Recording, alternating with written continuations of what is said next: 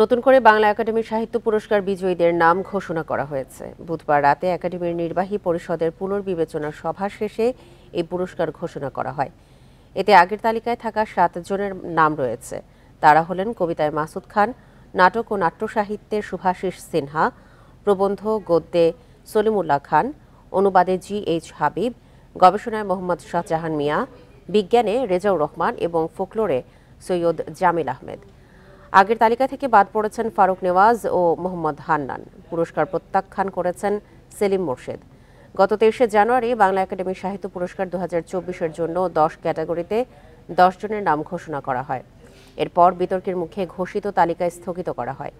বলা হয়, সামাজিক রাজনৈতিক পরিস্থিতিতে কারো কারো সম্পর্কে কিছু অভিযোগ থাকায় পূর্ব ঘোষিত বাংলা একাডেমি সাহিত্য পুরস্কার পুনর্বিবেচনার সিদ্ধান্ত নেওয়া হয়।